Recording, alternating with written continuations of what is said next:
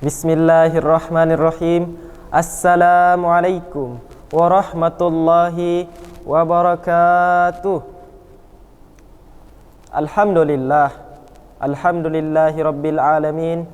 Wabihi nasta'inu ala umurid dunya waddin.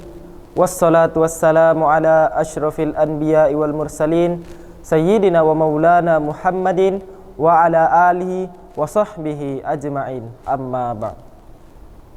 Pertama-tama dan yang paling utama, marilah kita panjatkan puja dan puji syukur kita kehadirat Allah Subhanahu wa taala, karena berkat atas rahmatnya lah, nikmat kesempatan, nikmat kesehatan, sehingga kita dapat menjalani hari-hari kita di bulan Ramadan yang penuh mubarakah ini.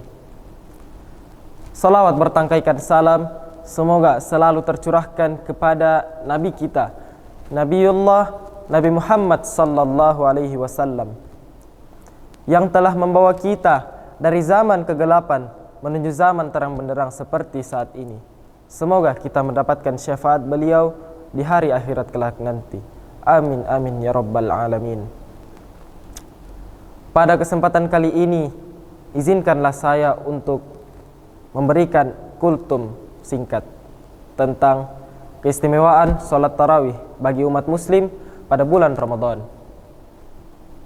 Anjuran untuk melaksanakan sholat tarawih pada bulan Ramadan sebagaimana hadis Rasulullah sallallahu alaihi wasallam yang diriwayatkan oleh Abu Hurairah radhiyallahu anhu dan dinilai sahih oleh dua periwayat terkemuka, yaitu Imam Bukhari dan Imam Muslim, bahwasanya Rasulullah sallallahu alaihi wasallam bersabda, "Man qama Ramadana wa shamahu imanan wa ihtisaban, ghufira lahu ma taqaddama min dzambi."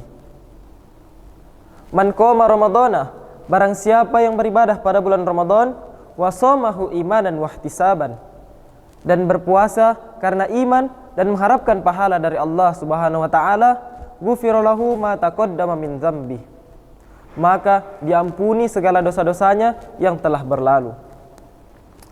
Salat tarawih ini sangat bermanfaat bagi kita, apalagi orang-orang yang melaksanakannya.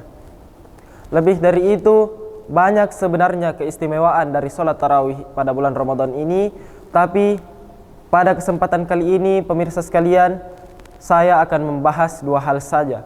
Yang pertama, keistimewaan rohani, dan yang kedua, keistimewaan jasmani. Pemirsa sekalian yang insyaallah dirahmati oleh Allah Subhanahu wa taala, sebagaimana hadis Rasulullah sallallahu alaihi wasallam yang saya bacakan tadi yang diriwayatkan oleh Abu Hurairah radhiyallahu anhu, dikatakan di situ bahwa ketika kita beribadah pada bulan Ramadan, ketika kita melaksanakan salat tarawih pada bulan Ramadan, maka dosa-dosa kita akan diampuni oleh Allah Subhanahu wa taala. Pertanyaannya sekarang pemirsa sekalian, dosa apakah yang akan diampuni oleh Allah Subhanahu wa taala? Menurut Imam Nawawi, dosa yang akan diampuni oleh Allah Subhanahu wa taala ini hanya mencakup dosa kecil saja dan tidak mencakup hingga dosa besar.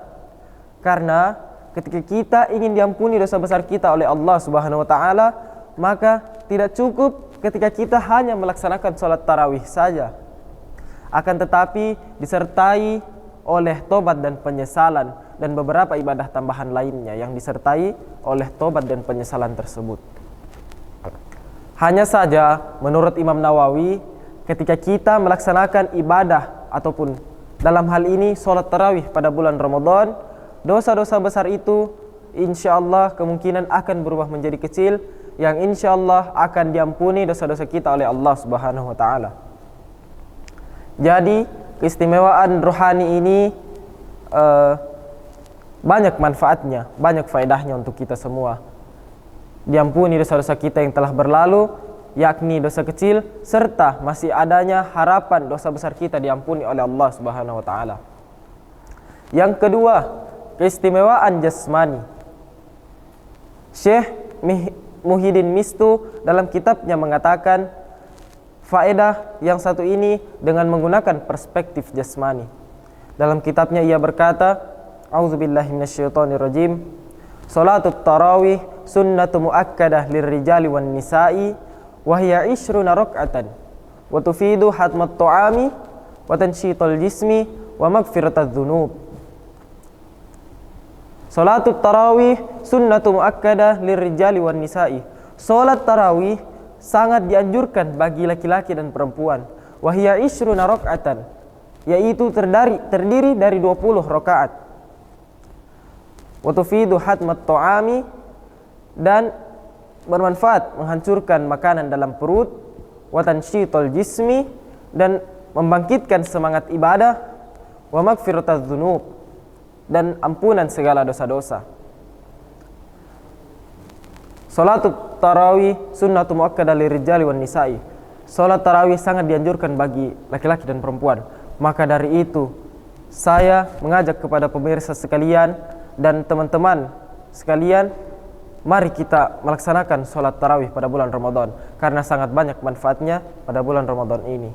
Tidak hanya sebatas keistimewaan rohani saja, tetapi kita dapat juga mendapatkan keistimewaan jasmani berupa emosional.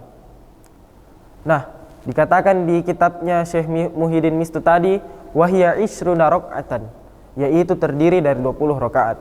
Sebenarnya di sini tidak masalah ketika kita ingin melaksanakan sholat tarawih 8 rakaat ataupun sholat tarawih 20 rakaat. Yang salah itu bagi yang tidak melaksanakan sholat tarawih pada bulan Ramadan. Dan adapun ketika kita melaksanakan sholat tarawih 20 rakaat, kita melaksanakan sholat tarawih 2 rakaat dulu, lalu 1 itu pada sholat witirnya. Nah, sekarang pertanyaannya untuk teman-teman sekalian, mungkin ada yang belum tahu kira-kira apa nama sholatnya itu. A'udzubillahi minasyaitonirrajim. Bismillahirrahmanirrahim. Wal fajr walayalin ashr wasyaf'i wal watr. Wasyaf'i wal watr. Genap dulu baru ganjil. Wasyaf'i, asyaf'i itu artinya genap, dan wal watr, al witri, itu artinya ganjil. Jadi menurut pendapat mazhab Imam Syafi'i, bahwasanya lebih afdol kita melaksanakan sholat witir itu genap dahulu lalu ganjil, disusul dengan 1 rakaat. Nah, jadi bagaimana niatnya itu? Jadi begini niatnya. A'udzubillahi minasyaitonirrajim. Usolli sunnatasy syaf'i minal witri rak'ataini mustaqbilal qiblati ma'muman imaman lillahi ta'ala. Jadi di situ diselipkan kata asy-syaf'i tadi untuk menandakan bahwa kita sholat dengan 2 rakaat pada sholat witir tersebut. Lalu bagaimana niatnya untuk yang 1 rakaat? Usolli sunnatal witri rak'atan mustaqbilal qiblati ma'muman imaman lillahi ta'ala. Sisa disesuaikan saja kita sebagai makmum atau bertindak sebagai imam pada sholat tersebut. Mungkin itu saja yang saya dapat sampaikan pada kultum singkat kesempatan kali ini. Lebih dan kurangnya saya mohon maaf. Yang salah itu datangnya dari saya sendiri, dan yang benar itu datangnya dari Allah Subhanahu wa taala. Wallahul muwaffiq ila aqwamit thoriq. Wassalamualaikum warahmatullahi wabarakatuh.